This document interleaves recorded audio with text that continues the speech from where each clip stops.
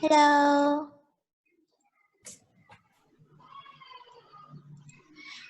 Okay, today I will try to do something a little bit different from the other days.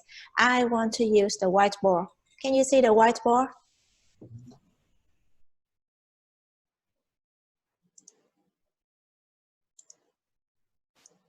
Anyone remember the term isomorphism that we talked about last time? Or you will keep thinking, Jane, can you tell me what is isomorphism? It is the perfect parallelism between the three of the nouns that derive from verbs. Yes, can you tell everyone an example? Like I travel to Saigon and my travel to Saigon. Yes, so when it has the perfect parallelism between the structure, what happens? What do you mean? I mean, like they have the same like three. Yeah, and then so if I travel to Saigon is a complement of travel as a verb, then It will be the complement of the noun derived from that verb. yes, exactly. Thank you, Jane. So the same situation that you observed last time will happen today. There's also a perfect isomorphism between verbs and adjectives, like in the two examples, concentrates on the problem and concentrated on the problem, or succeeded in business and successful in business. So this proves that PP can act as both the complements of VP and AP in this situation of isomorphism. So we have concentrate on the problem. This PP is the complement, and the same for concentrated on the problem. I'm sorry, can you see the slide of me with the two trees?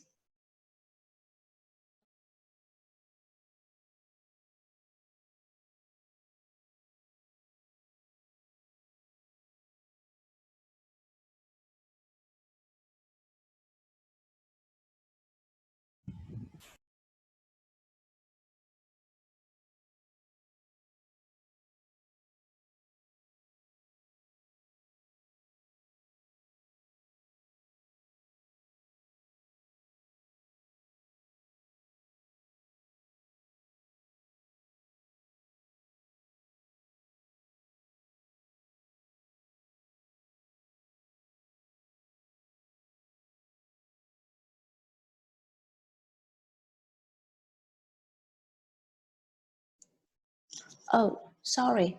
Can you hear me now? Okay. So I will come back to this slide before. So in this slide, I mentioned that when PP acts as the complement of the verb in the VP, and it will also act as the complement in the AP.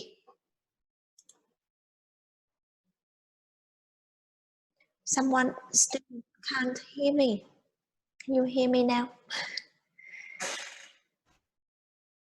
Can you hear me now, everyone? Okay. Can I move on?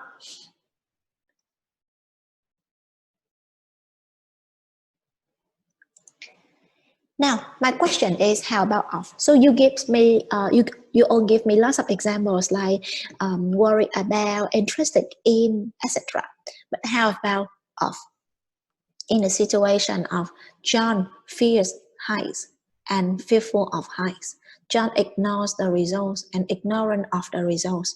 John understands the situations and understanding of the situation. So do you think what happens when the preposition, the PP start with of? So should of heights is a PP or something else? I want to hear from Nhật Anh. Hello Nhật Anh, do you have the microphone today, Nhật Anh?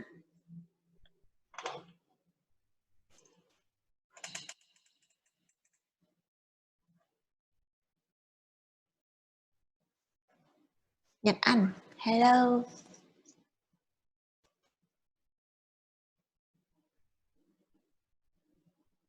Still not today. Okay, I see the answer from Jane. That's correct. So if you have of here, we'll not consider this as a PP because this is just a pseudo preposition. It's not a real preposition. So we'll consider this again as an NP, similar to what we have done before. So this of will not be a real preposition. It's just a pseudo preposition. So in a sentence, John feels heights. We get the case for heights from the verb. The verb gives objective case to heights. And in this case, this pseudo preposition of will give oblique case. And therefore, this is an NP, not a PP. Okay? Now, there are many adjectives with of, for example, capable of, conscious of, afraid of, ashamed of, fond of, lots of them. So whenever you have this, remember that this one is an NP, not PP. Okay.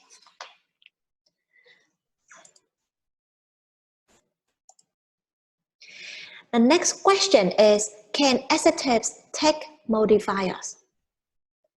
I'm gonna ask another student. Hà, Diệu Hà, can you hear me, Hà?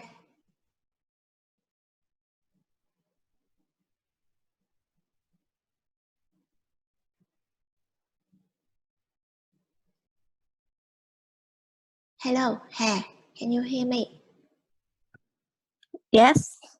Okay, Hà, please answer the next question. Can adjectives take modifiers? I think yes. Yes, I agree with you. Now, give me an example.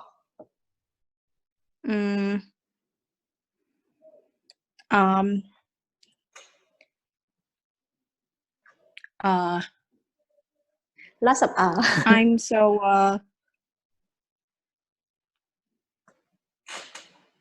can adverb be the modifier of adjective? So like I am soundly asleep or something. You remember I mentioned at the beginning, if you have an adverb, it will be the specifiers.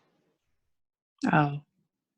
So I'm so busy that I couldn't make it to the class. Very good, Hà. So if you have that, you can see clearly it just functions as a modifiers because you can remove that thing out. I'm so busy, you can stop there. Yes, so thank you. Typically, a resultative construction so that, like what Hà has mentioned, can be the modifiers. For example, you can have so tired that he cannot move. And notice, what should we call that he cannot move in this case? It is not VP, NP, PP, or ADVP because it starts with that. So we seem to have a clause here that he cannot move, and we call it a CP. You can say it is a modifier. Why? Why is it a modifier? Because if you stop here, he is so tired. That's okay. The adjective is complete. It doesn't need to have anything else. So that he cannot move is just a modifier. And we call it a CP. And this CP stands for complementizer phrase. And you will learn CP later in this semester. You have to learn to explain this triangle, okay? Not today. So for today, just call it CP for all that clause like this. Okay, time for practice. I want you to spend time drawing diagram the following APs in your note paper. After 2 minutes, I will help you with the correction of A and B, and then you share your work with the phrase C and D for me. So let's do it now. 2 minutes for you.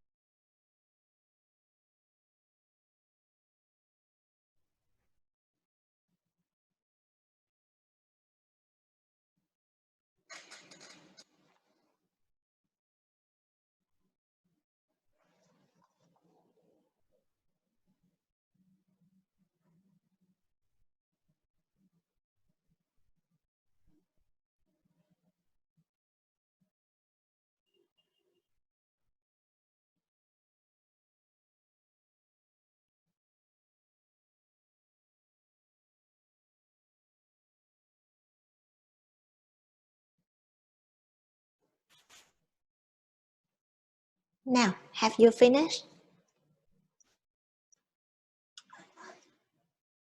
Yes.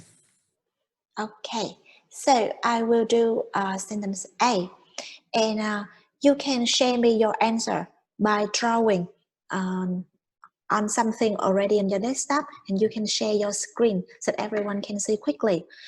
First, I will do with A.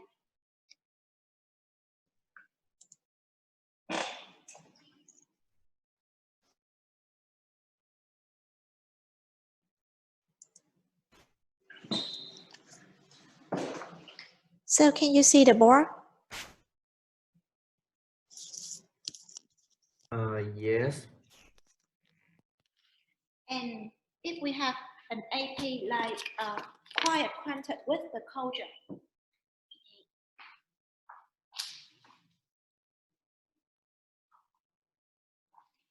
so if we have an AP, remember that this should always be here. Later today, we could call it ADVP. Now just call it ADV. So it should be quite. And for an AP, you need a head. See? So this should be a content.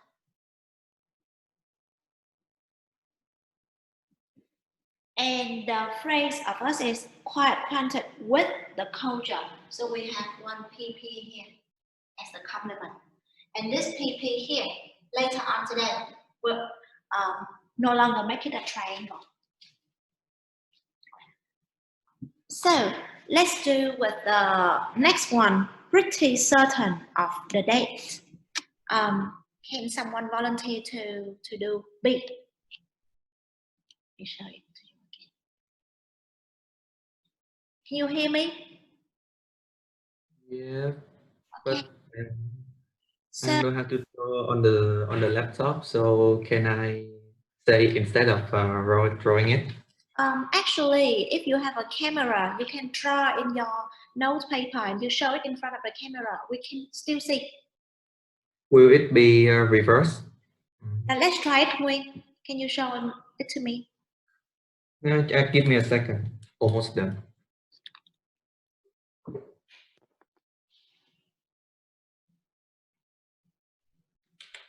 Okay. Yes, you can share your camera. You see it well? Yes, you can click it to Nguyen and everyone, you can see it. I can see yours. And yes, so pretty certain of the day. Yes, that's correct, Nguyen. That's good. Yeah, thank you. Can the other students see that? Thanks, Nguyen. You don't have to share it now. How Okay. many other students can you see? So if you can, so I think this is a better way, because you know what, later on our trees will get longer and longer and longer. It will be a waste of time if we draw it using the computer. So you can always draw in your note paper and show it to me that way. I see it very clearly when. Yeah. After chapter 6, we will move on to chapter 7, and you know we study a full PP. Yes, I forgot. When can you show it again? Can you show it again? Because I missed. Okay. I think I am having a problem. Yeah, see, I forgot to look at that. Of the date, you call it a PP. Is it correct, or should I call it an NP? It should be an NP. We talked about it before. It should be an NP. And of is a pseudo preposition. You just insert of into this. So you cannot call it a PP. Understood. Thank you. Yeah. Change it. So another student show me C amused with his funny jokes. Hương Giang, can you show me your sentence C?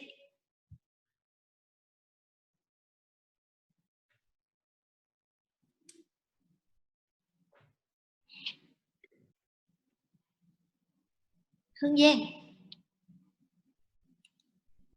Miss, I haven't done the sentences. You change in you change the slide, so Can't really remember the sentences.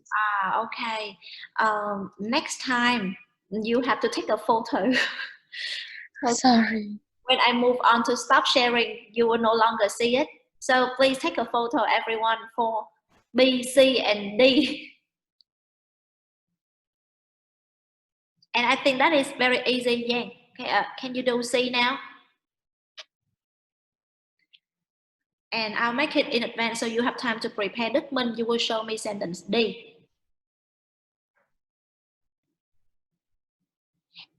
All right. Now, Yang, show me sentence C.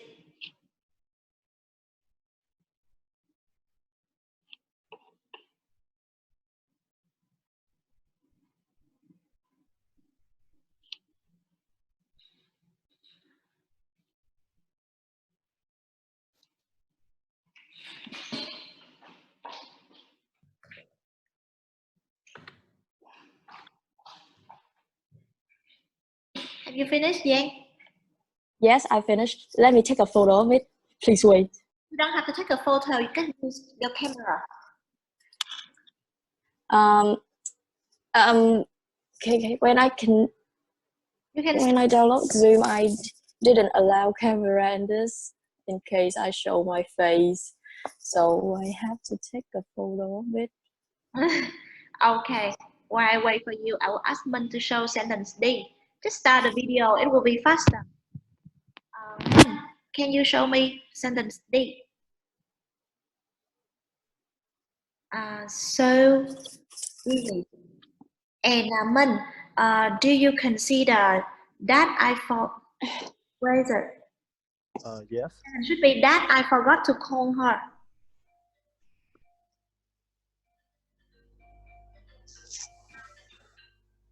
Yes, Can you speak? Can you repeat your sentence again? I did. you didn't take a photo then. Sentence D, AP in D is so busy that I forgot to call her. Oh yeah. So this is a CP, and And if that is it a modifier or complement? it is a modifier. So wait a moment. Okay. And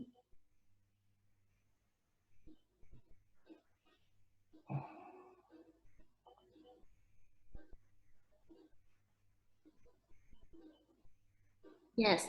So if it's a CP, it's just a modifier. okay, and so that I forgot to count her here. Where do you draw the triangle? The triangle should be under CP. I'm sorry. I forgot to call her. Thank you. Thanks, Minh. Yeah. Yeah. Show me C before we can move on. Okay, so photos. Can you see it? It's really simple. So that C is amused with his funny joke. Yes. Okay. So that is a PP and that is a complement. That's correct. Now let's do the next breakfast. Now diagram the following NPs. Last time when we do the NPs and AP, we use the triangles. Today you expand all the notes because we already studied AP. So we have A, B, C, D. I'll give you another 2 minutes.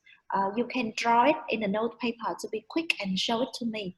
Or you can do draw in pen like Minh. It's up to you, but after 2 minutes, okay, you have to share the answer.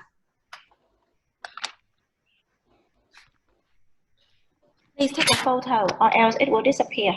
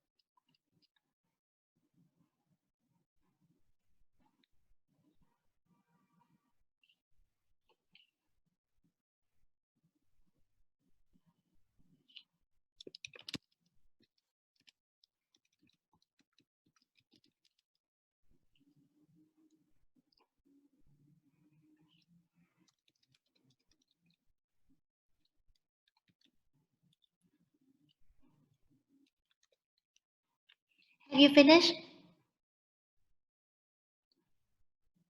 Hello. Have you finished, everyone?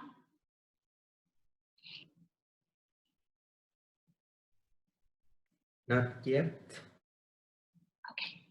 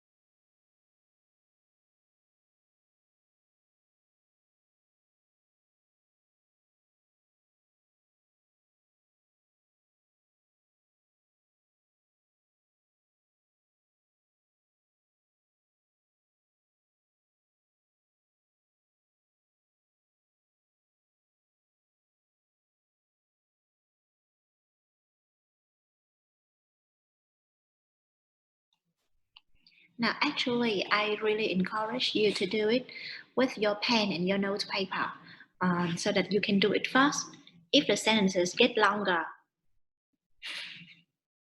Now, I think it's time to check your diagram. We look at A. Thu Mai, have you finished? Yes. Now, please share your answer so that everyone can have a look at it. Yeah.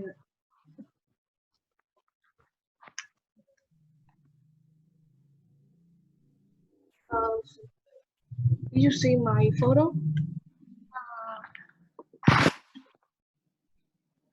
Again, do it again.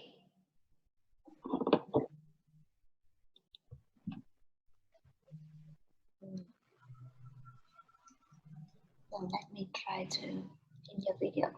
Okay, I think people can see it now, but no, it should. I can make it a little bit higher. My Yeah.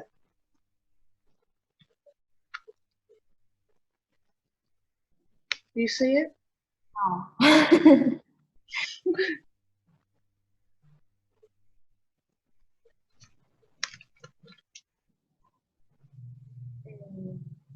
Okay, so I will write it on my page.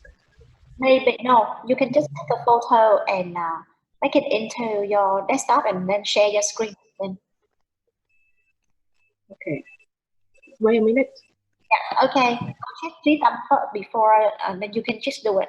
So Trí Tâm, have you finished? Yes.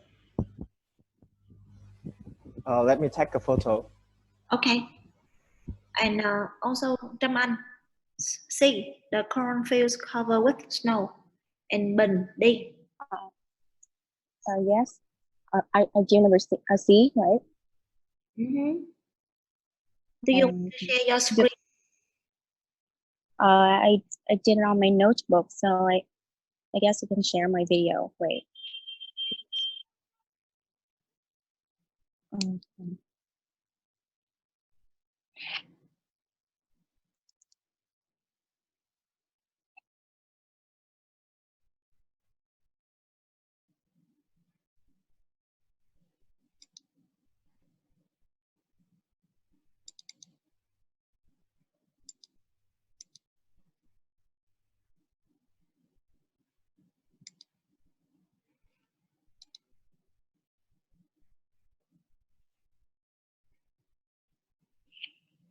Okay, we are looking at the first one from the girl proud of her mother.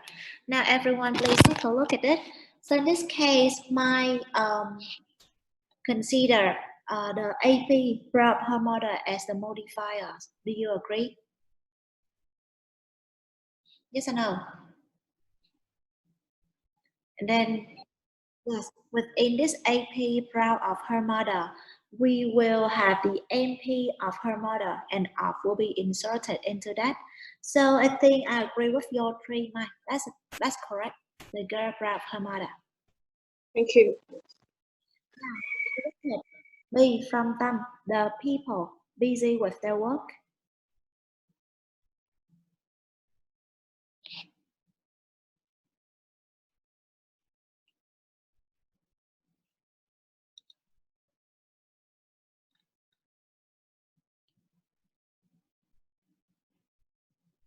Tâm, where are you?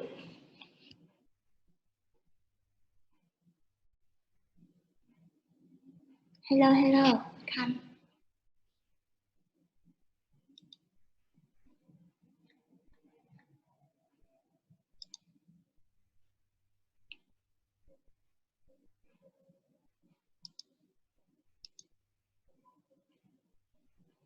In this case, let's turn to sentence C first and then we look at. No, I call Tâm, Trí Tâm.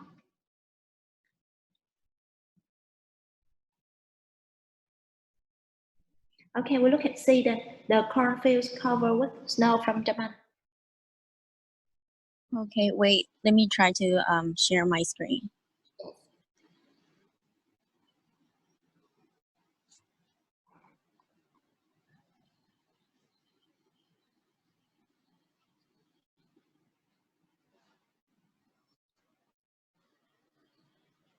Okay, can you see it now? No.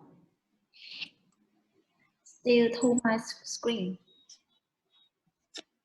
I am sharing my screen. Maybe Can you see it? no. So I actually I really don't know why. I can see that you are showing it in the video. Okay, let me get a little bit. Can anybody in the class see my screen? I don't know, but I'm sharing it. Oh, they see it. Okay, I can see yours now. It's a little bit zoom out, so sorry. Okay, I can see. So a little bit slow for me. Oh, where is it?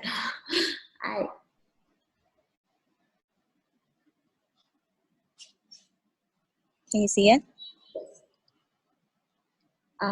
So we have the corn field. You treat corn as the complement.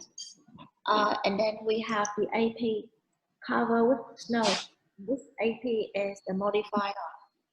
Okay? Yes. Snow, and this PP is complement to the A. Yes, that's correct. Okay. Someone's answer. I can see it clearly now, Jaman. Okay, that's good. And the Okay. D, Tâm, a young man angry at his syntax teacher.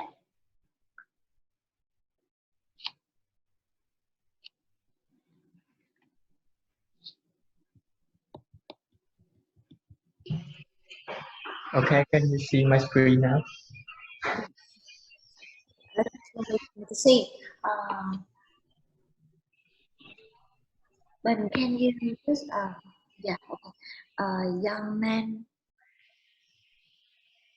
So young is an AP Bình. Okay. If it's an AP, you have to use to A bar and then the head A. Okay, and then angry. His syntax teacher should be AP, and this is the modifier. So I had to extract it more. We haven't talked about anything yet in a few minutes, but that's correct. You just have to change AP. You missed the head A, AP to A bar, and then the head A before you have young. Oops, I forgot.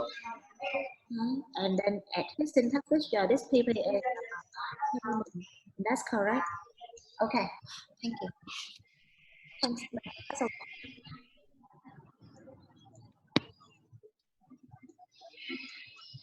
So maybe Tâm, you keep the answer for yourself then. We don't have time anymore. So we have one more practice and this will be your homework. Do it at home. This time you see we have the full VP. in the sentence from A to D. And from all the things that we have learned until now, this time you can explain, you can diagram the VP, you can explain all the notes. So let's come next to the second part, the prepositional phrase, the PP. The prepositions often take a complement because you will not stop there when you say like in, for example, in the box, on the riverside, something. It often takes a complement. In the room by the river. And the complement of the prepositional phrase is normally an NP, like near the house, after the class. And if you have an adverb, it will be the specifiers for the PP, for example, like very near the house. Now, this is very easy. So I will try with under the roof, and then you also do for yourself over the rainbow and by the end of the month. And remember that up to this moment, you have learned the NP already. And by the end of the month is a little bit longer. So everyone, let's do by the end of the month together. I'll give you 1 minute. Draw it in your note paper by the end of the month.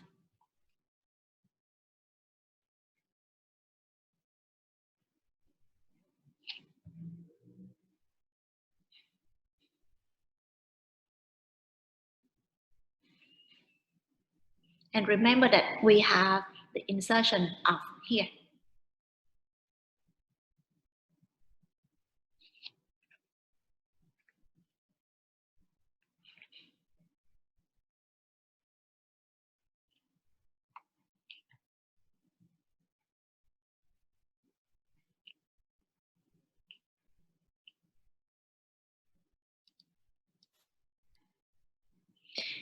Okay, I believe you have no problem with diagrams, these very simple PPs. And the next practice we have for you is on page 103. You need to diagram the structures in brackets, okay? A, B, C, D, and E, okay? I will give you this time 3 minutes to diagrams from A to E. And I will type the names of the students who have to share your desktop so you can prepare it in advance. And everyone else, now let's do it from A to E. And then we'll discuss section 2 together when we have the ambiguous sentences. So let's do it now from A to E.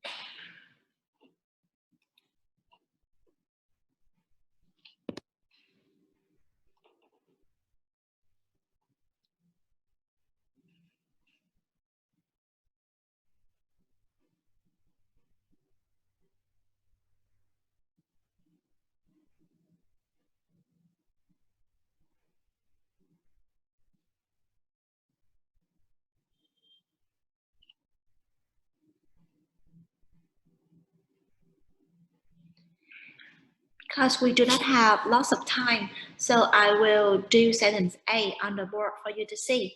And then Quỳnh Như, you will share your desktop for sentence B, and Minh Huy, you will share for sentence C. D and E will be the same, so you can do at home. Then we'll discuss section 2 together with the two ambiguous sentences A and B. I need you to take a photo of it before I start the sharing. Have you finished, everyone? This is a question that I have to ask you throughout the lesson. Have you finished?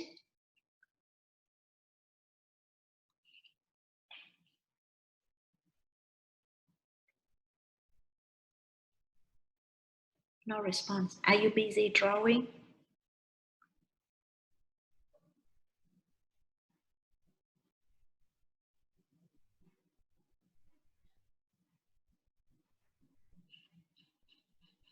Yes, when you finish Như and Huy as well, you can take a photo and put it into your desktop. Then I think it's easier to share. It's clearer to see. Everyone else, have you finished? Quickly. I think today's lesson is quite easy for you. Now you are familiar with the complements and the modifiers. I think all of the practice today will be just interesting because you can practice diagram on the trees easily. No trouble for you today.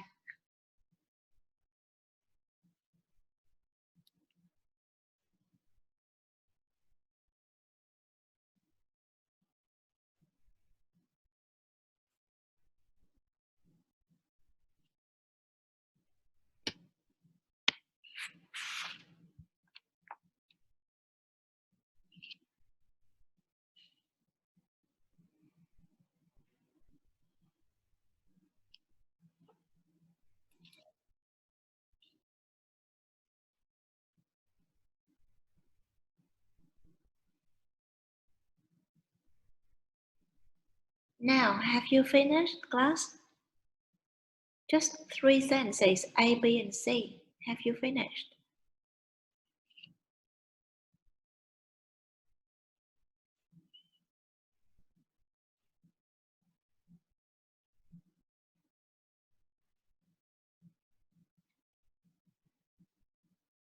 Okay, the first student to finish, Đông. How about the other ones? Quickly.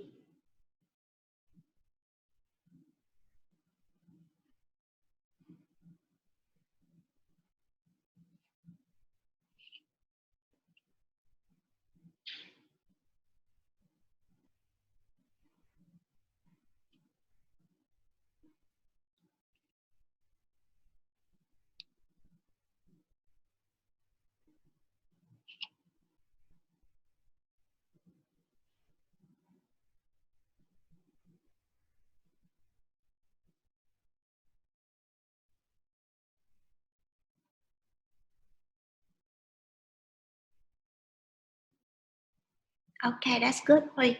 You can share your desktop to me after I finish doing sentence A. Now everyone else, it's time to do it.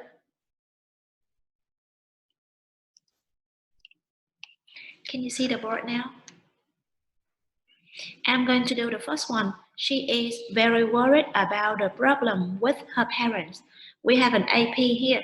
Now before I do it on the board, you can see that this AP has the adverb very as the specifier.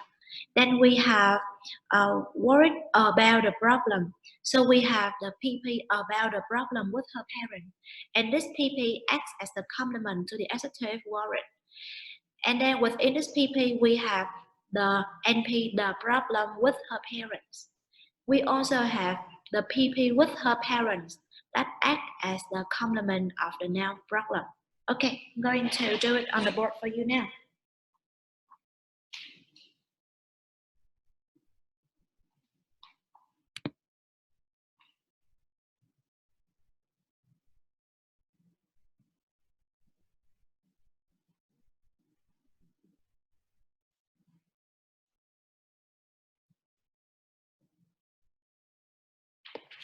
SPP is about a problem.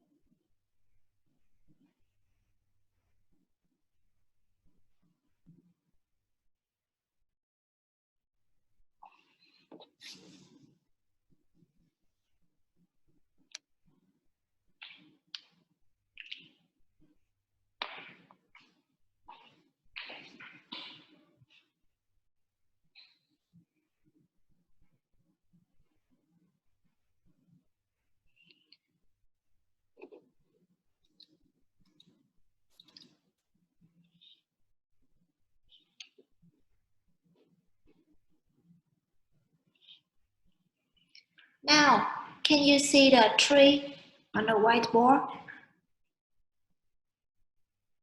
Do you have the same tree as me?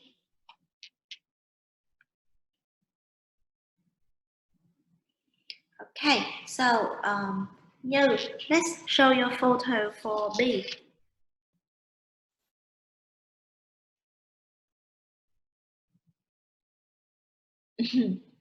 That is not long, but later on you will have really long one. This is still a short one.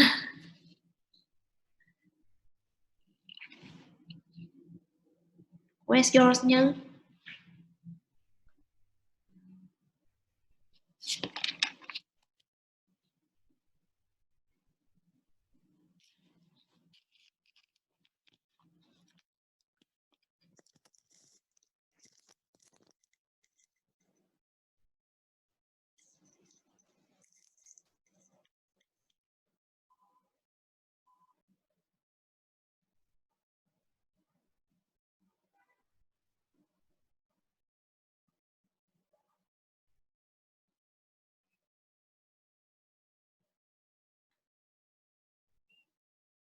Then while we wait for Như, maybe Huy, you show yours first, and then we come back to new sentence.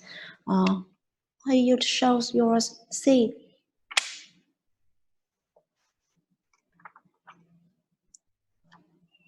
Now please have a look at the sentence from Huy. She is quite afraid of big black spiders. And this is an AP. And this AP has the ADV as a specifier. And afraid, yes. And we have of inserted because we have an NP here. Okay, and this NP will have an AP as the first modifier, the second AP, the second modifier, and spiders. Okay, do you have the same sentence as Huy in C?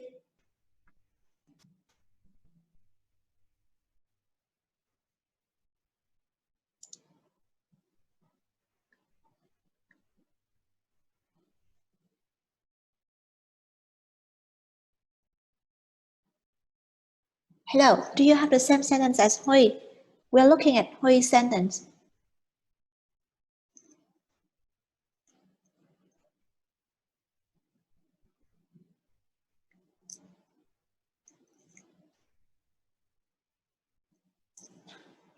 Okay, and it's time for you to check, right? No, it's easy to see, Huy. I can see it clearly. That's okay, that's good. Thanks, okay. Now we come back to sentence B from you. My sister will visit her boyfriend right after her syntax class. Okay, that's okay for you, Huy. You wait for Như.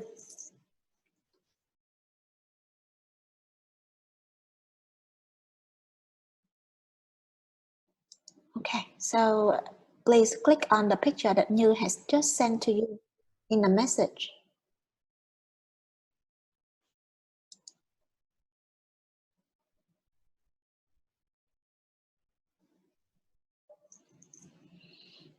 So we treat visit her boyfriend, and we have the first complement, the NP, her boyfriend. We have the modifiers, that is right after her syntax class. This is a PP. Yes, and right is an ADV. Yes. And after his syntax class, we need an NP to act as the complement. And syntax will be the complement to class.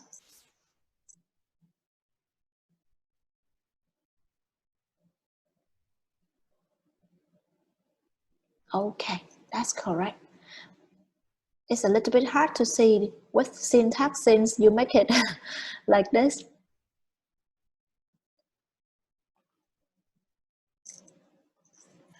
All right, I can see what you have shared. That's correct. So let's come back to our lessons. I need to finish it before giving you a break time. Let's look at 2. We have 2 sentences, A and B, and they are ambiguous. Now I want to hear your voice. Just explain to me how ambiguous it is, and then we don't need to draw. For A, she sent postcards from Spain. What is the ambiguous thing here? Raise your hand, and I need to hear your voice. Who can explain to me sentence A? Me? Yes, Nguyen. Okay, tell me. Like, first of all, I'm thinking about she sent postcards from Spain, which means the postcards themselves are from Spain. Yes. And the second situation is she's in Spain and she sent those postcards. Very good. So in the first meaning that you have mentioned, the postcard are from Spain, then how you will treat the tree. So the verb send will have a what? An NP as the complement, right? And then from Spain will be the modifiers for postcards. Yes, for the noun.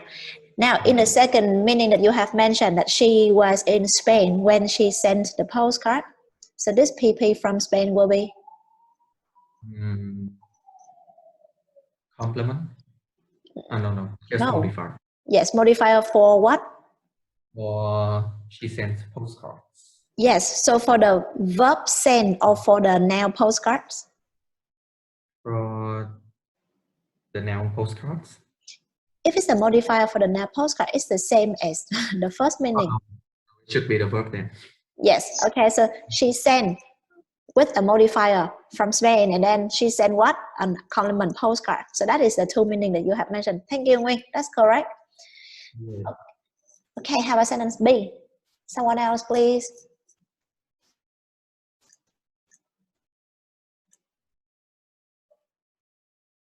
Sentence B.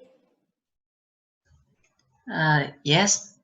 Okay, Dong, I hear you. Now, please explain B.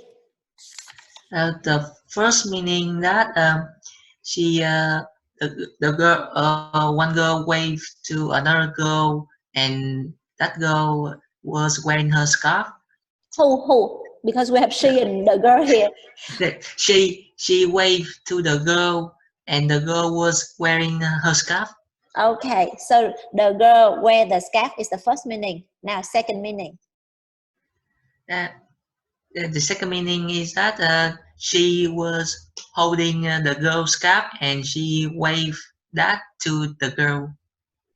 So in both meaning, the PP with her scarf is still the modifier for the girl. Is that what you mean? No, her scarf would be the first meaning would be the modifier for she, and the second one would be the modifier for the girl. No, not for she, to wave, not to she. So you wave with her scarf, and the second one is wave to the girl, and that girl has a scarf. Is that what you mean, Dong?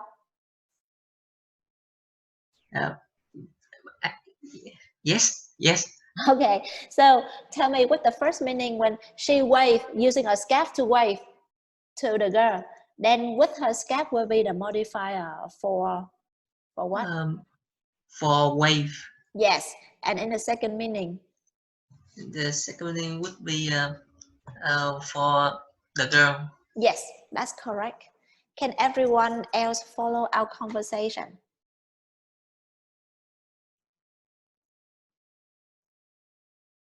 Yes. Okay, so we come to the final part today, the adverb phrases, the ADVP.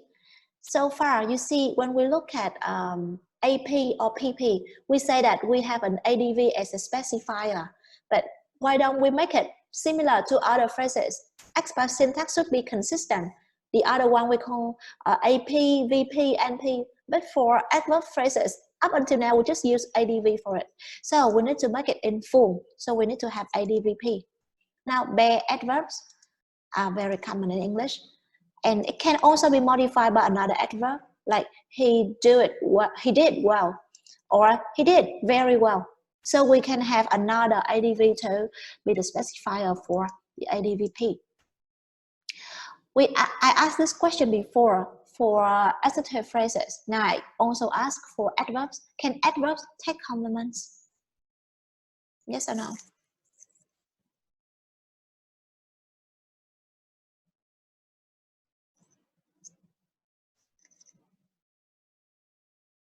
Hello guys, don't keep silent.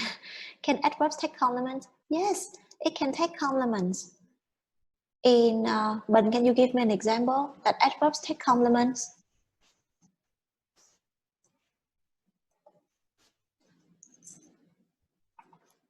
Miss, can you hear me? Yes, I can hear you. So an example would be separately from the university. Yeah, separately from a university. So you use this example from the book. Can you give me another example? I haven't think of one. Okay, I will use your example from the book first, but we can think a lot of examples. Then you just need a PP to act as the complement of the ADVP, just like the AP. Okay, and remember, if we have the preposition of, it should be a pseudo preposition, and we have the NP instead of the PP, like independently of your computer skills. And can it take modifiers? Yes, again. Yes, the same like adjectives phrases in a structure of like, so that she was riding her bike so carelessly that she fell down. Again, we call it a CP today. We have to expand it soon in the next few chapters. And like I have said, to be consistent with the other phrases, we don't call it just ADV like before. So remember, so far we just call ADV and we come to the to vary or to so in the specifier. But you realize that it is actually an ADVP. So make it into ADVP now. Don't do it just ADV like before. Like this. Now this will be your homework today. I will upload the slide immediately after we finish this class. We have 6 sentences for you, and you only start with the VPs because we haven't learned the full sentence yet. We need to wait until next week. And I think that today's class is very simple, so there is no need for a tutorial section tomorrow. As the past 2 weeks, the tutorial section will begin after chapter 7 when you study the IP, and I believe that you will have a lot of things to ask me. But for today, I believe that this lesson is simple and there will be nothing that you need to ask me. So again, from sentence 1 to 6, you will diagram that in your notebook at home. And one group number 10, will have to submit your answer on Blackboard for me. Okay, I'm going to finish my lesson now. Do you have any question to ask me now?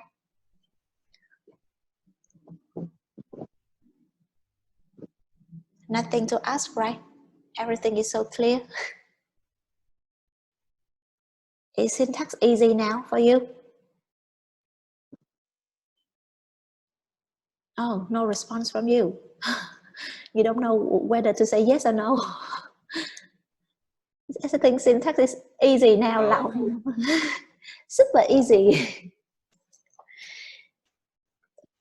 So, do you have any question to ask me now? No question. It means that everything is so easy, right? Okay. If there is no question, you can have the break time now. This is 2:30. We start back at 2:45. At the end of the class, I will try to modify the video clip of the lesson and upload Blackboard for you. Okay, you can have your break time now.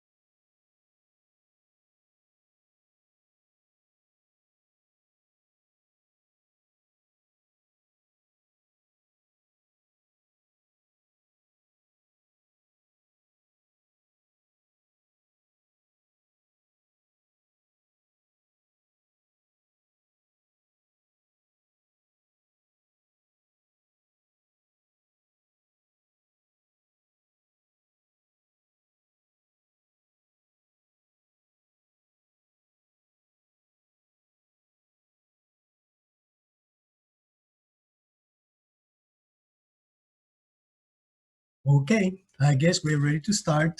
Please connect the chat so you can communicate with me. So click on chat and say hello via chat to make sure that you have your chat connected. All right, we got a few there. Say hello, hello, hello. All right. Perfect. Okay, good. So we're ready to start then. So today I'm going to be talking about indirect objects.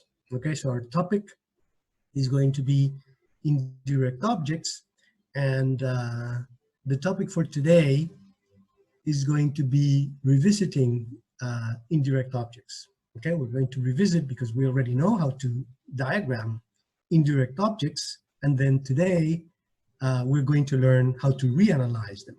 Okay, so we're ready to start. As before, I will be stopping the lecture so that you can ask questions and you can either speak or write your questions, all right? All right, so let's talk about indirect objects in English. We have indirect objects with to, so you can say Thomas sold a car to John, okay? And we know how to do that one, okay? So this is the way we represent that. So we have sell a car to someone, we insert that to. This is the structure. However, there's a second way to say this, and we can also say Thomas sold John a car. Okay, so notice that we can either have to John or John. Now, if we have to John, it appears at the end, and if we say John, it appears immediately after the verb. Okay, now in the second example here, where you get Thomas sold John a car, this is what we call the double object construction. Okay, this is called the double object construction because you get two objects. You get John and a car. Okay, and this is what we're going to try to explain today. How do we get this construction?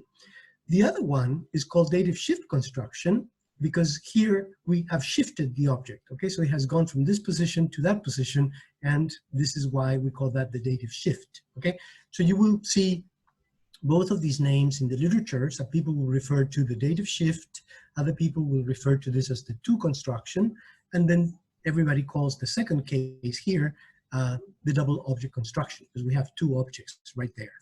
Okay, now you get the same behavior when you get for. So imagine you say, for example, Thomas baked a cake for his girlfriend.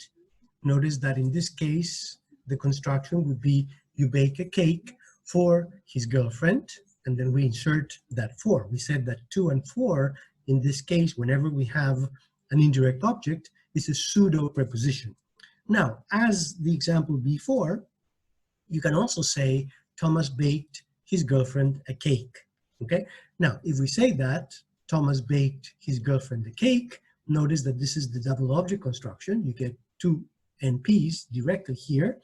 And then you also have the dative shift construction where you have a cake for his girlfriend. Notice that in this case, you wouldn't say he baked a cake to his girlfriend. Okay, so some verbs take to, that's class 1. Some verbs take for, that's class 2. And remember that in lesson 4, we talked about 5 different classes of indirect objects. Okay, so is this clear for the moment? Let me stop here and then see if you have any questions about these 2 types of objects. Any questions about these 2 types of objects? So we have indirect objects with 2 and we have indirect objects with 4. Any questions so far? No questions? All right, so we'll go on. Okay, so let's go back then to our structures.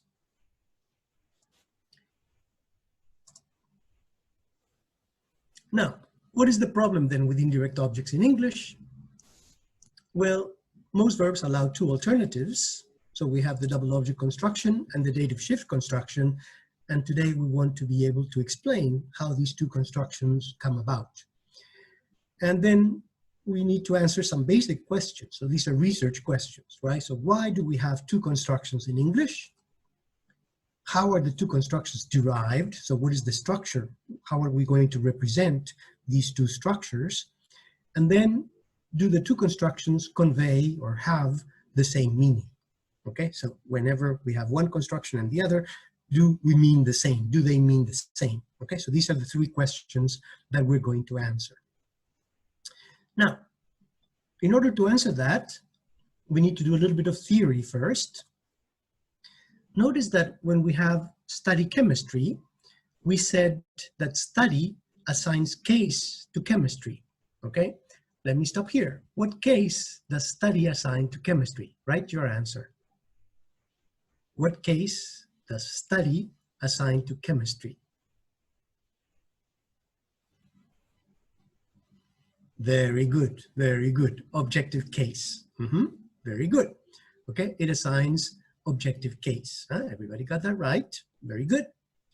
Okay, so you get objective case.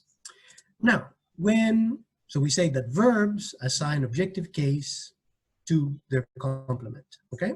Now, if we have a preposition like near the house, near assigns case to the house. What complement, what case does near assign to the house? Write your answer. What case does near assign to the house in that structure that I showed you? Everybody's right. Very good, very good. Oblique case, okay? So in that case, we get oblique case, exactly right, okay? So here we get oblique case and we say then that prepositions assign oblique case to their complement, okay? So we need to remember that verbs assign objective case, prepositions assign oblique case. Now, we had one extra case that we discussed last time, and this is student of chemistry. We know that student cannot assign case to chemistry. Nouns do not assign case to chemistry. Only verbs and prepositions assign case to their complements, and even though chemistry is a noun phrase in this case, and it's a complement, student cannot assign case. So this is why we get this of insertion that we discussed last time. So let me ask you, what do we call this of in this case? What do we call the of in this case where we have a student of chemistry? What kind of category is that? Write your answer. Very good, very good, very good. We call that a pseudo preposition. Pseudo, remember that pseudo means false. This is a false preposition. All right, very good. Now, let me ask you the $100 question. What case does the pseudo preposition assign to the complement? What case does the pseudo preposition assign to the complement? We have 2 answers for the moment. Someone is saying oblique and someone is saying no case. So what case does the pseudo preposition assign in this construction? Okay, I didn't get many answers there. Okay, now of is a pseudo preposition, and because it's a pseudo preposition, it works like a preposition and not like a preposition. It is different from a preposition because typically a preposition would be a PP. This is not a PP, okay? This is an extra element in the structure. However, it does work like a preposition because it does assign oblique case. Remember that every noun phrase needs to have case, and that's why then we insert of. We insert of, otherwise the structure would collapse. We say that the structure would crash.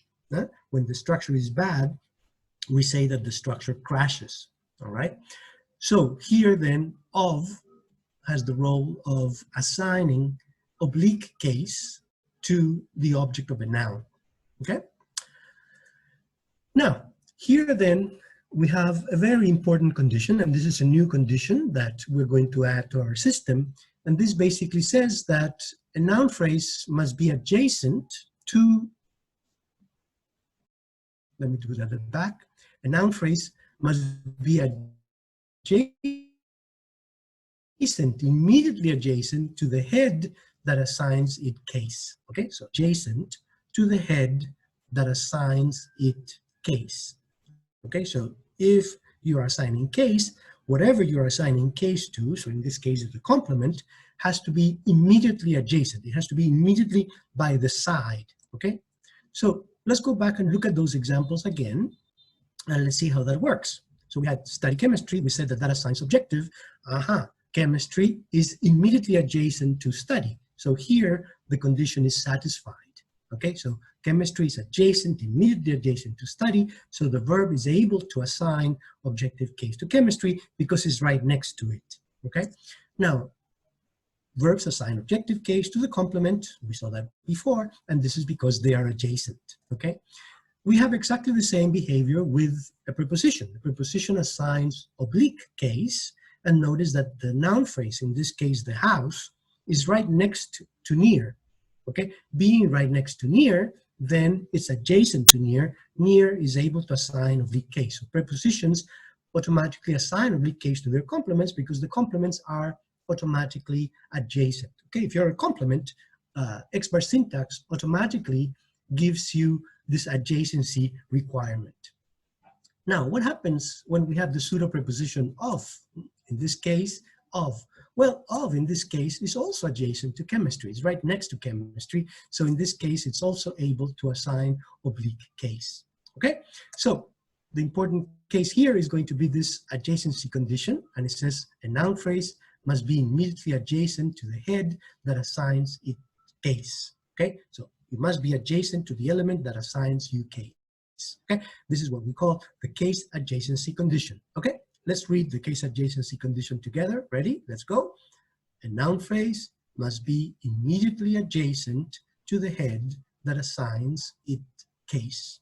Okay, you must be immediately adjacent to the head that assigns it case. All right, this is the case adjacency condition. Now, we're ready now to solve our problem. So imagine that I say, John sent some flowers to his girlfriend.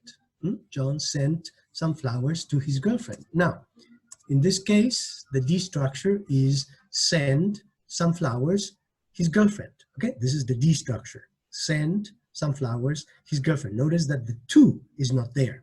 Okay, the to is not there. Now, the problem that we have here is that send assigns objective case to flowers. But we have his girlfriend, and the problem is that his girlfriend is not adjacent to the verb send. See, girlfriend is too far from the verb to send. So send cannot assign objective case to the girlfriend because it's not adjacent. Okay, so the problem here is that it's not adjacent to the verb, so the verb is unable to assign the girlfriend case because it's not adjacent. So how do we solve the problem? Well, the way we solve the problem is that we say that send assigns some flowers objective case, and then we insert this to, and then this to is going to assign oblique case to the girlfriend. Okay, so notice that to is also a pseudo preposition and is able to assign oblique case to the girlfriend. So notice that to has a double function if you want. One function is that it marks the indirect object, like in the Japanese examples that we discussed 2 weeks ago. And to also is able to assign case to the girlfriend because in English we have this adjacency requirement that if you're going to receive case by a head, you need to be adjacent to the head. So in this case, send some flowers to his girlfriend. Some flowers, the first NP gets case from the verb to send, and the second noun phrase gets case from the pseudo preposition. The pseudo preposition assigns it case, and the case is going to be oblique. Okay? Let me stop here and see if you have any questions. Any questions about what to is doing? Okay, so everybody now answer. Okay, what are the two functions of to? What exactly is to doing when we say John sent flowers to his girlfriend? To has two functions in English. What are the two functions? Everybody type the answer. What are the two functions for the pseudo preposition to? So number one and number two. Very good so far. I need more answers. Everybody try to answer. Okay, there are two functions for to. Huh? That's correct. Everybody's right. Everybody's right. Good, very good. So to marks the indirect object. It tells me this is the indirect object, but it also assigns oblique case to the object. Okay, so it's a marker for the indirect object, and it's a case assigner. It's a marker and a case assigner. Okay, very good, everyone. Good job. All right, let's go on. So, how do we do John sent his girlfriend some flowers? John sent his girlfriend some flowers. Well, again, send assigns case, objective case to some flowers. And again, we have a problem with his girlfriend because it's not adjacent to the verb. Okay, it's not adjacent to the verb. So, what are we going to do in this case?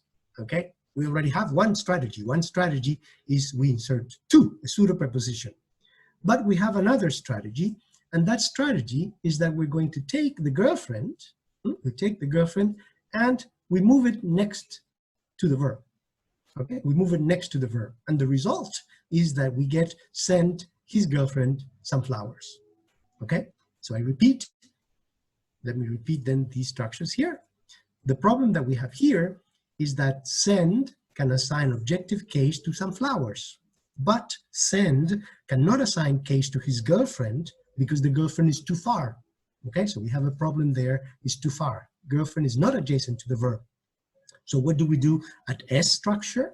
So at S structure, we take his girlfriend and we move the girlfriend next to the verb send.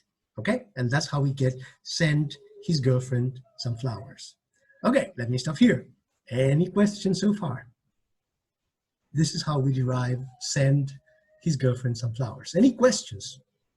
There should be a question here if you think about it. There should be one intelligent question.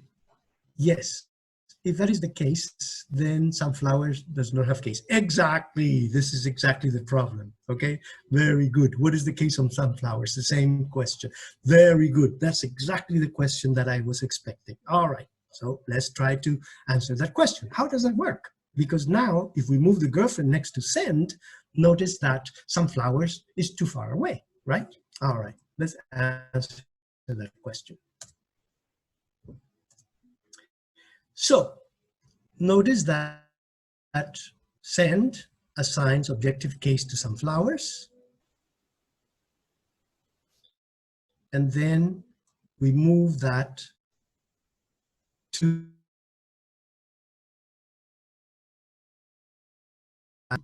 okay, next to those, the flowers going to be getting case. Well, notice that in this case, the flowers actually gets objective case at D structure, okay? So at D structure, you get case here. Now, when you go to S structure, then the girlfriend gets the new case at S structure, okay? So notice, the flowers gets case at D structure, okay, before you move, so you already have case. Now, if you have case, you keep your case, it's yours, okay? And then when we move, the verb is able to assign another objective case because now it's next to the verb, okay? And this is how we get the double object construction, okay? So the answer is we get two cases in this case because the direct object gets case at D structure. This is my D structure, okay? And then at S structure, the indirect object that's moved next to the verb is going to get that objective case. Okay, so in these constructions, we have a construction with two objective cases. Sometimes this is also called the double direct object constructions, okay, because you have two direct objects literally in this construction. Okay, okay, let me stop here, see if you have any questions. So that answered the question, right? So what we do, we assign sunflowers case at D structure, and then when we move at S structure, after we move, the indirect object is next to the verb, and then it can receive objective case from the verb at S structure. Any questions? Is that clear how that works? So notice that this is why it's important to have D structure and S structure. We have D structure and S structure because then we can apply the different principles at the different levels. Okay, any questions? Any questions? Please reply. Any questions? No questions? All right, we go on. Okay, you had the right question before. Very good. All right. So what is the final S structure that we're going to show on our assignments and on the exams? Well, here then, remember this is what happened. We said that the girlfriend gets objective case at S structure, and it gets objective case in the case of flowers at S structure. Sorry, the flowers would be a D structure, so that would be D structure. Okay, but this is the way we're going to show it on our papers and on our exam. Okay, we're going to show this way. Okay, so we put send some flowers his girlfriend, and we show that it moves. So here the structure on the right is going to be the structure that we're going to show on a test or on the assignment. Okay, so whenever we get that structure, you will show that with movement. Now, the question then is, do we have evidence for this? Can we prove that this is really what's happening? So look at what happens when we have a passive. Okay, so we say Chomsky wrote that book, and we do the passive voice for that. We would say that book was written by Chomsky. Okay, so Chomsky wrote that book. This is going to be the active voice. The book was written by Chomsky. This is the passive voice. Now, typically, it is the objective complement that becomes the subject of a passive sentence. Okay, so typically, a direct object becomes the subject. Typically, a direct object, the objective complement, becomes the subject of a passive sentence. Now, what happens if I say, John sent that letter to Mary? Well, you can do the passive here. You can say, that letter was sent to Mary by John. Notice that we can take the objective complement. In this case, the objective complement is that letter, and it can become the subject. So we can say, that letter was sent to Mary by John. Okay? Now, typically, in passive constructions, the direct object or the objective argument becomes the subject. Now, English is strange because in English, we can also passivize the indirect object. So we can say, Mary was sent that letter by John. Mary was sent the letter by John. Now, if we say that the objective argument is typically the one that becomes the subject, we can explain why Mary, in this case, can become the subject of the passive sentence, because we are saying that Mary and that letter both have objective case, you see? So this is why Mary can become the subject of that passive, because Mary has objective case. So this is one piece of evidence, very important piece of evidence to show that Mary actually receives objective case, and this objective case comes directly from the verb. So in these constructions, it really looks like the verb is taking two objects, okay? And if you want two direct objects, it's behaving like a direct object, okay? So this is one property of the double object construction. If you have a double object construction, you can take the indirect object and you can make a passive out of the indirect object, okay? So this is one important property of the double object construction. There's another property, and this is something that you may not know, okay? Or you may know, depending on how good your English is, okay? If I say, I sent Mary the letter, Okay, I sent Mary the letter. Let's change Mary by who.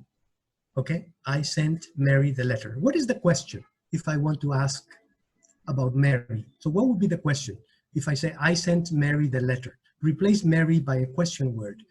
Let me see you write the answer. What is the question in this case? I sent Mary the letter. Okay, so we have, let me write it here. I sent Mary the letter.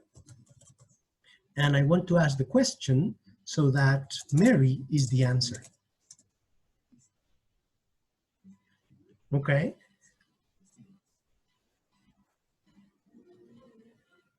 Mm-hmm.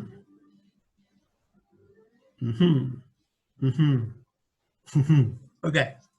All right. Let's see the answer. Okay.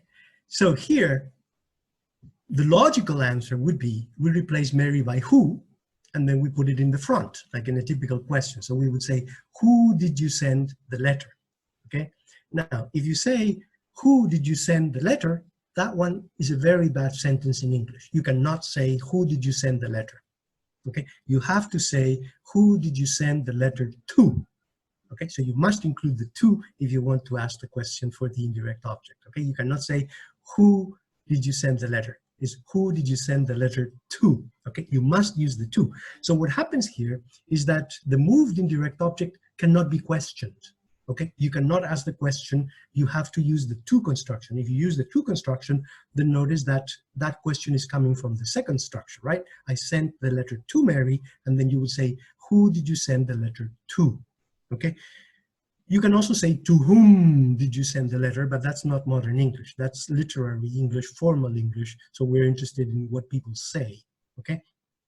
So I repeat, the moved indirect object cannot be questioned, okay? So this is a property of the indirect object, okay? So when you move the indirect object, when you have the double object construction, the indirect object cannot be questioned. If you're going to question it, you have to question it with to. Okay, you must question it with to. Okay, let me see if there's a question. I thought someone wrote something. Oh, okay, so there's an oh. So is that clear? Okay, so careful. You cannot say, who did you send the letter? You must say, who did you send the letter to? Okay, who did you send the letter to? You must always, always, always have that to there. Okay, so notice that even very advanced students of English make that mistake, okay? Of course, this is not taught when you learn English, okay? All right, so that's another property, okay? You cannot ask a question of the indirect object once you have moved the indirect object. All right, so here we're gonna practice, okay? Everybody get ready, get your notebooks, and do the structure for Lucy ordered a pizza for John, okay? Lucy ordered a pizza for John. Okay, everybody try to draw that in your notebook, okay? The way that we would represent that in an assignment, or the way that we would assign this on an exam, for example. Okay, so Lucy ordered the pizza for John. Show the VP. I'll give you 2 minutes. Lucy ordered a pizza for John. In this case, for John, John would be the recipient. Okay, so John would receive the pizza.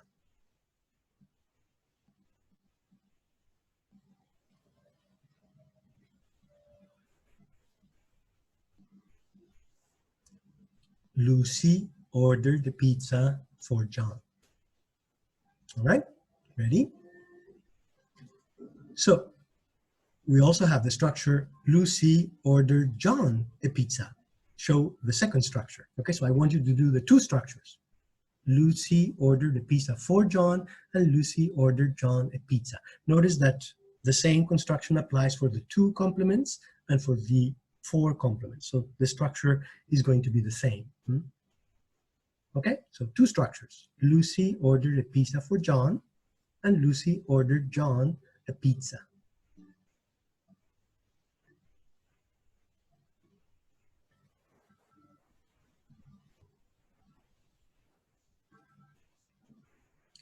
All right. So Lucy ordered the pizza for John, in that case, for would be inserted. Okay, when we insert the for, then we are ready there. Now, let me ask you here, let me stop here and ask you, so you can type your answer. Why do we insert for? Why do we insert for? So Lucy ordered a pizza for John. Now, why do we have for in this case? Lucy ordered a pizza for John. Why do we have to assign case to John? All right. Actually, there are two reasons, right? Okay, so you should have two answers. There are two answers. Yes, yes, yes, yes. Okay, so the same as two. You have two functions. Okay, one function is to mark that this is the indirect object. Okay, so one, it marks the indirect object. Number two, it is there to assign case to John, because then John is too far from the verb. Okay, John is too far from the verb, so this is why we have this for here. Okay, now the second structure, you have order a pizza John. So notice that we have the same D structure in both cases, but in this case we're going to take John and we're going to move John next to order. Okay, now when it gets next to John, I mean next to order, then it's going to be able to receive objective case. Okay, so these are the two structures. This is what you should have answered. Okay, you should have answered one case with for is where we insert the for so that John can be marked as the indirect object and it can receive oblique case. And then the second structure, we take John and we move John next to order so that it can be next to the verb. It can be adjacent to the verb and the verb can assign objective case to John. All right, very good. Here's your challenge now. Lucy ordered a pizza for John. Okay, Lucy ordered a pizza for John. Now, in this case, this is ambiguous because this can mean that John receives the pizza. Okay, so in this case, John is the recipient, but John can also be the beneficiary. So let's imagine, for example, that Lucy is sick.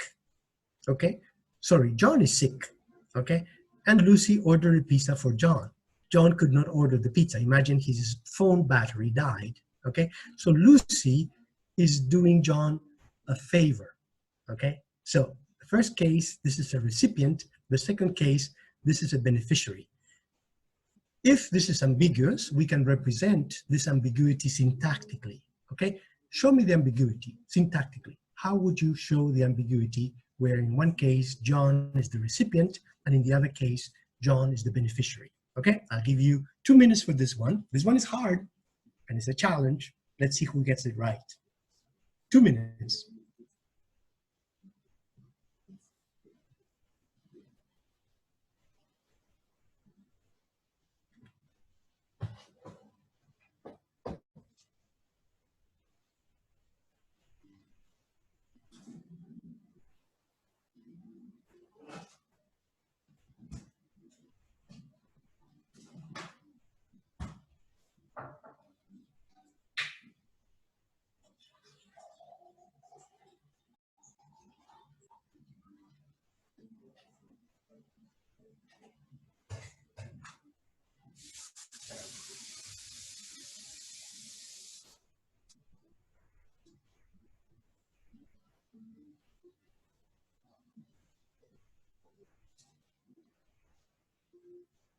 Okay, before I show you the structure, let me stop here and let me see if you can tell me, don't show me the structure, but tell me, write the answer. Someone already wrote the answer. Okay, everybody try. Everybody try. Okay, so how would we express this difference between a beneficiary and a recipient? Notice that Tui Kang already gave the answer. Okay, she says beneficiary for John would be a modifier, and in the case of the recipient, for John would be a complement. Okay, now John doesn't have case. It doesn't make sense because remember, every noun phrase needs to have case. Okay, so we need to have a mechanism to give it case. Okay, so Tui already gave us the answer. Okay, so let's go back.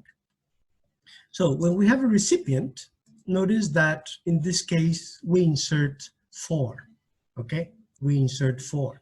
And for is able to assign case to John, okay? So pizza, in this case, gets objective case from order because it's right next to it. John is too far, and because it's too far, we need to insert a pseudo preposition that is going to assign case to John. So that would be the recipient. The recipient is an object, okay? The recipient is always an indirect object, remember that. Now, when it is a beneficiary, however, notice that the structure is very different, okay? In this case, we have a modifier, okay? So Tui was right. Here we have a modifier, and in this case, the modifier is a PP. This is a real preposition, okay? And for indicates beneficiary in this case. So order a pizza for John. We're doing something good for John. So notice that for John, in this case, is going to have two very different representations, okay? If it is a recipient, for John is going to be an indirect object, okay? And for has a double function, okay? It marks that this is the indirect object, and it's going to assign oblique case to John so that John gets case. So in this case, a pizza gets objective case from the verb, and John gets oblique case from for, okay? Now, in the case of beneficiary, notice that we have a PP. So this is a real PP. This is not a PP, okay? Here we have a real PP, and in this case, John gets oblique case from the preposition for, and the pizza, just like in this example, would get objective case from the verb. So careful. Most of these constructions with for in English, when you have an indirect object with for, are going to be ambiguous between a recipient reading, in which case you have an indirect object with for, and a beneficiary, in which case you have a PP modifier, okay? Careful with that one. All right, so in that case, notice that we have an NP when we have a recipient, and we have a PP when we have a modifier. All right, now, this construction is not very common in the languages of the world, but notice that you get a similar effect, in fact, in Vietnamese, okay? So here you have two sentences in Vietnamese, okay? So if you say something like, for example, tôi mua một quyển sách cho Quân, notice that we have an indirect object in this case, and in the indirect object in this case, we're using this cho to show how it works. But when you say tôi mua Quân một quyển sách, then in that case, notice that Quân has moved. It's not at the end of the sentence, it's right after the verb, and there's no cha in this case. The cha disappeared in this case. Okay, so here's your challenge. Show me the two structures for Vietnamese.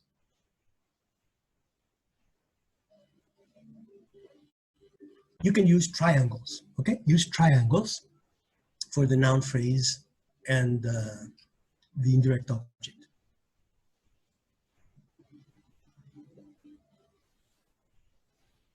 If you take a language like Spanish, for example, this is not possible, okay? So English and Vietnamese, in this case, are very strange compared with other languages. Not many languages can do this, okay? Not many languages can do the double object construction.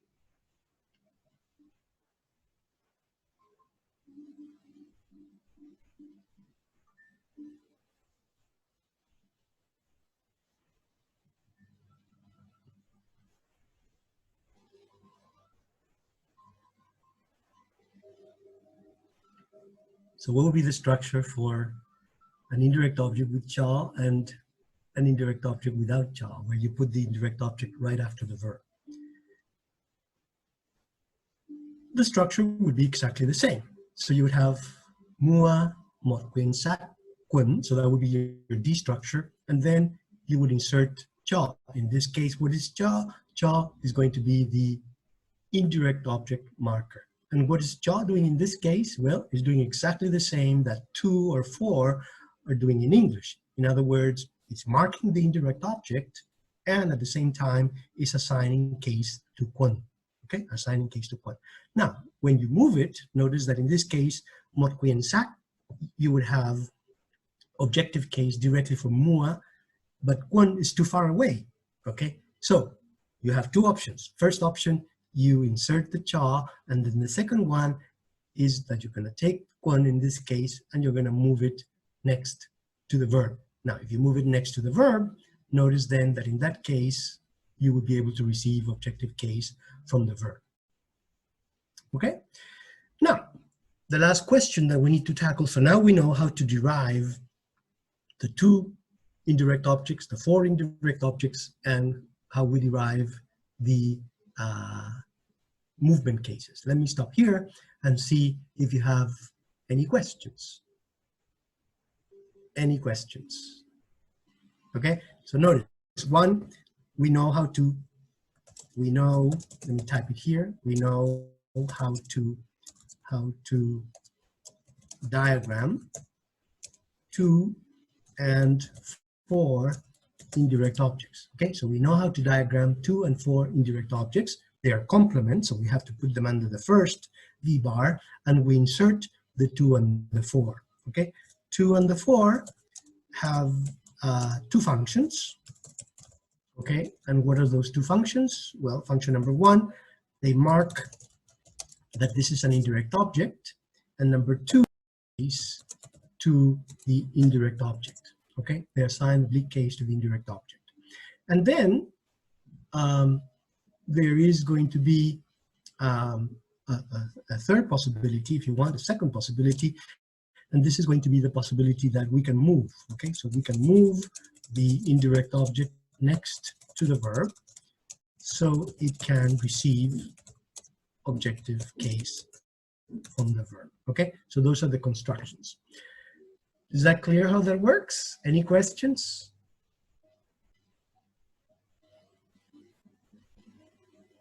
Any questions? Any questions? Okay, now let me ask you then, if there are no questions, let me ask you, is there a difference in meaning between the two constructions? Do they mean exactly the same? So does the double object construction mean the same as the 2 or the 4 complement in that case? What do you think?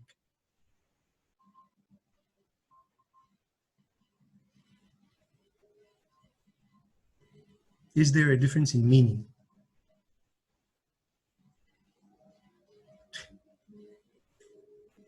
Okay, can you give me an example? Okay, someone give me an example of a double object and then the dative shift construction, different from my example. Anyone? Give me a pair where you can show the two constructions, the double object construction and the two. Give me an example. Let's look at a particular example.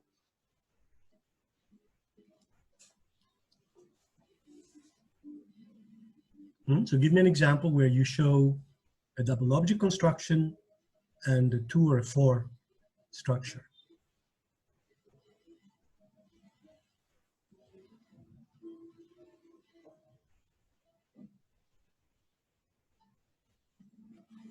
An example, okay, he sent his parents some flowers. What would be the other construction?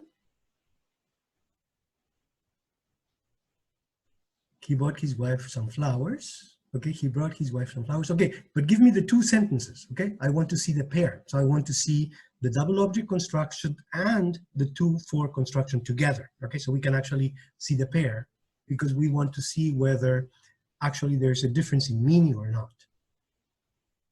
Okay, I fetch him a book. I fetch a book for him. All right, there's a pair. Very good. Another pair. I do a favor for John. Give me the pair. Give me the pair. So you need to write two sentences. I do John a favor. There you go. All right, that's another pair. Okay, so we have double object and we have the dative shift construction. Two more examples. Come on. Two more examples. Two more examples. I sent him a book. I send the book to him. Perfect. And another example. One more example. One more example. There are many verbs like this. Okay, I give him the money. I cook, okay, I cooked him a meal, I cook a meal for him, I give the money to him, I give him the money. Okay, enough. Okay, good. Now, let's take, for example, I give the money to him. Okay, so let's take Huang Long example. I give the money to him and I give him the money. Is there a difference in meaning between those two sentences? I give the money to him and I give him the money. Is there a difference in meaning in those two sentences? Is there a difference in meaning? Okay. The answer is no. It's not obvious, right? There doesn't seem to be a difference in meaning. Let's take another one. Let's take, for example, let's take another example that you guys gave. I sent him a book and I sent a book to him. Is there a difference in meaning between the two? I sent him a book and I sent a book to him. Do you see a difference in meaning between those two structures? I sent a book to him and I sent a book to him. I sent a book to him and I sent him a book. Any difference in meaning? No. Okay. So most verbs do not really show a difference in meaning. So you're right. Okay, so those examples do not show a difference in meaning. However, we do have some verbs that show a very clear difference in meaning. Let's take, for example, this. Mr. Tanaka bought a kimono for his wife. And Mr. Tanaka bought his wife a kimono. Okay, so this is the verb buy. All right, Mr. Tanaka bought a kimono for his wife, and Mr. Tanaka bought his wife a kimono. Do you see a difference here between the two?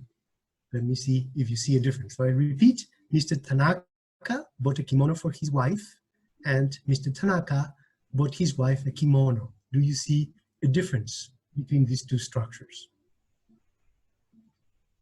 Yes, yes, yes. Aha. What difference do you see?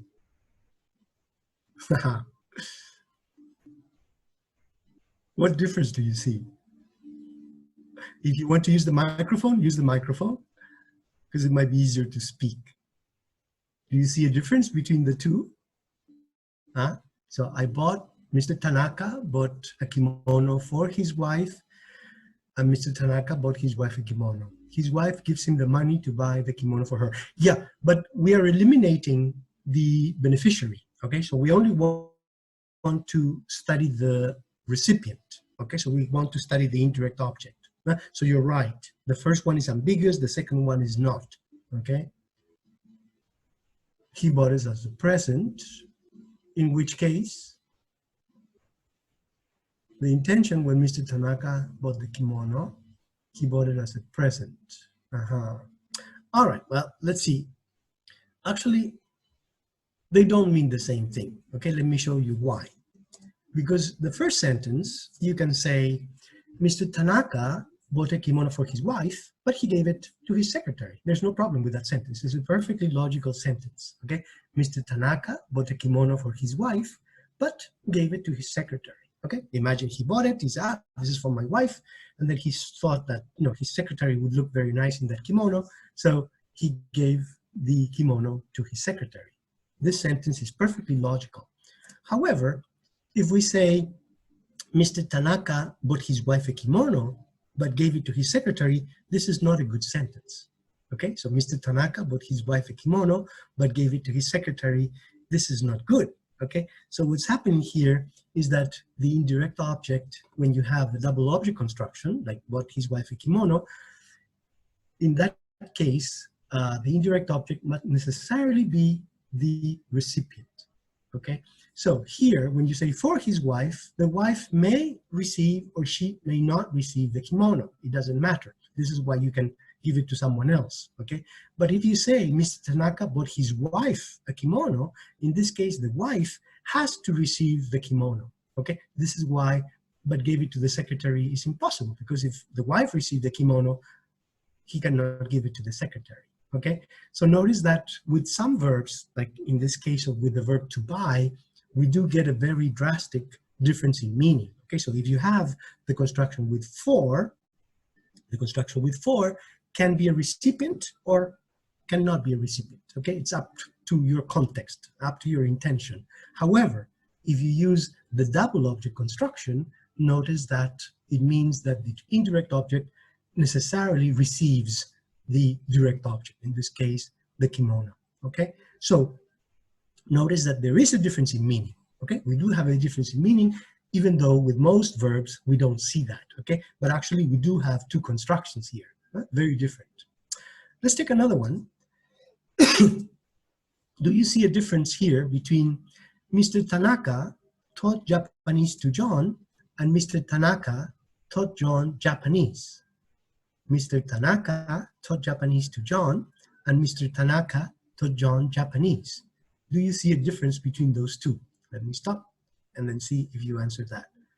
So here we have Mr. Tanaka taught Japanese to Tom, let's say, and Mr. Tanaka taught Tom Japanese. Okay, is there a difference between those two? Mr. Tanaka taught Japanese to Tom. Mr. Tanaka taught Tom Japanese. Is there a difference in meaning here? Imagine that you are Tom, okay? So instead of Tom, put your name. Which sentence would you prefer? Would you prefer that I say number 1 or number 2 if I'm talking about you learning Japanese? Which one is better?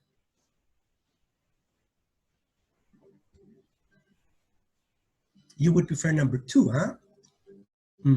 Why? Yeah, okay, careful. Both sentences are good, okay? Both sentences are good, are grammatical, okay? Let's say in that sense. Both sentences are grammatical. However, in terms of meaning, why is sentence number 2 better? In terms of meaning, okay? Both sentences are grammatical. Both sentences are perfectly grammatical, okay? However, in terms of meaning, the second sentence is better. Why?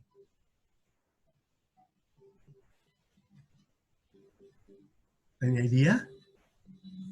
It's good that you like number 2. It's a better sentence in meaning. Let me see what someone is saying here. Because it emphasized the Japanese part, John is the direct recipient. I feel like Tom is getting more attention into. It is clear that John has to be the recipient because sentence 2 is only open to one interpretation. Okay, well, let's see. So when you say that Mr. Tanaka taught Japanese to John, in A, we don't know if John learned or not, okay? He's the teacher, he taught, and John could have learned, or maybe he didn't learn, okay? So all we can be sure of is that Mr. Tanaka was the teacher, okay? And we don't know how much or if John actually learned Japanese. However, if you say Mr. Tanaka taught John Japanese, John actually learned Japanese. We don't know how much, but he learned some Japanese. So in B, we do know that John learned Japanese. So it's good that you chose sentence number 2, sentence B, because in B, you actually learn Japanese. In the first one, you just have the teacher, you see.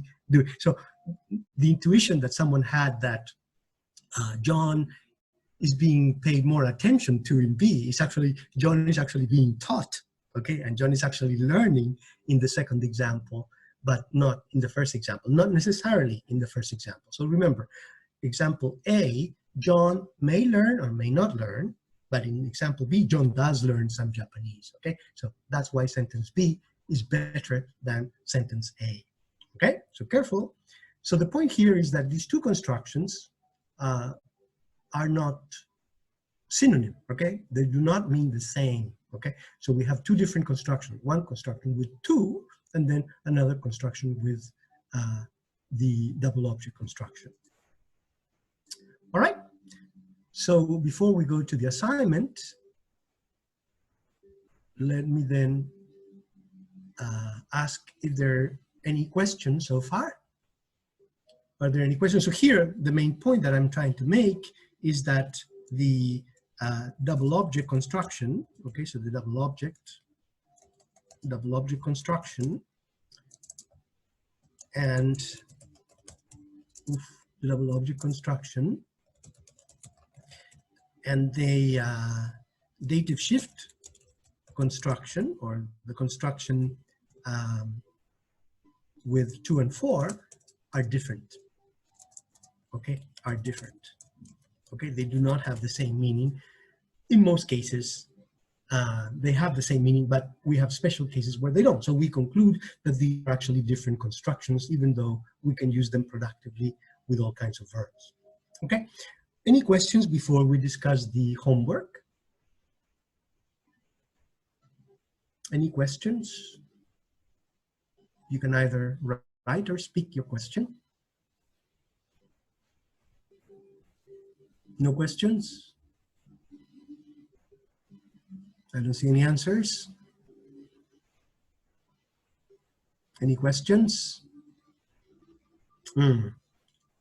Okay, participation is not very good with this group, huh? All right, we will keep that in mind. All right, so let's go back then to the assignment. So, as always, you're going to have a do and a read. Now, everything that we discussed today is in the appendix. Okay, so this is appendix to chapter 5. Okay, so after chapter 5, there's a little appendix, only 4 pages, from page 92 to page 96. Okay, so please read that appendix. It's called Revisiting Indirect Objects. There we discuss everything that I presented here in this chapter. We will also make a little video so that you can actually watch this, and then you should be able to narrate the video as it moves on. And then what I want you to do is go back to chapter 4. Chapter 4 on page 62, we proposed 5 different classes of indirect objects, if you remember. Okay, so we proposed 5 different classes of indirect objects. So what you should do is you show all the structures that are possible with those 5 classes. So for example, class 1 and class 2, we discussed class 1 and class 2 today. We didn't discuss class 3, 4, and 5. Okay, but you should be able to explain those classes very easily. Okay, so go back to each class and you show what are, why they're in different classes, and show the possible structures for class 1, class 2, class 3, class 4, and class 5. Okay, so this is like you practice the structure for indirect objects. Okay, now we have also, let me stop here, the share. We have also uploaded, I don't know if Kongok has uploaded it yet, a video to show you how to use Treeform. Okay, so Treeform is a program that we use to make trees. Okay, so the whole book was, all the trees that you find in the book, they were done with Treeform. Okay, and it would be good for you to learn how to use Treeform if you have to write a paper, or you have to write a presentation or a formal thesis, for example. Then you should learn how to use Treeform. Okay, so we're going to upload, give you a link so that you can go to a video that I made on how to use Treeform and how to use expert syntax with Treeform. So make sure you watch that video. Yeah, Ms. Golap is saying that she will upload the video after the class. Okay, so make sure then that you go and you watch the video so that you master how to learn, you master how to make trees using Treeform. So you must download the program first, and then in the video, I show you how to use it and how to diagram the different structures and how to show movement that we studied today, and also how to show insertion. Okay, so I basically show you how to do transitive, intransitive, double object constructions, modifiers, specifiers, and then also I show you how to show movement and how to show insertion. Okay, so please watch that video for next time. Practice with the program so that you get familiar with the program. Okay, any questions before we close? We're ready to finish. Any questions? Yes, the trees look much nicer with Treeform than when you make them by hand. Okay, it takes time. Okay, especially at the beginning, you will waste a lot of time trying to use Treeform, but once you master how to use the program, it's pretty easy and it looks amazing. Okay, the trees look very nice, very professional. Okay, any questions? We're about to finish. No questions? 3:45. We're right on time. We are done. All right. Have a good rest of the week. And we will see you then next week. All right. Have a good week. Study hard. Read hard. We have to start reviewing now for the midterm. Okay. It's a good idea to watch the old videos so that you can review everything that we have studied and reread the book. And if you have any questions, make sure you bring your questions. Next week is a super important week because we're going to learn how to do the sentence. Finally, remember, syntax is about sentences, okay? So next week, we're finally going to get to the sentence. So you're going to learn how to do sentences. So don't miss next week. Review everything you've learned so far, because now you know how to do any category except the sentence, and we're ready to do the sentence next week. All right? Okay, we're done. Have a good week, and we will see you then next week. All right? Take care. Bye-bye now.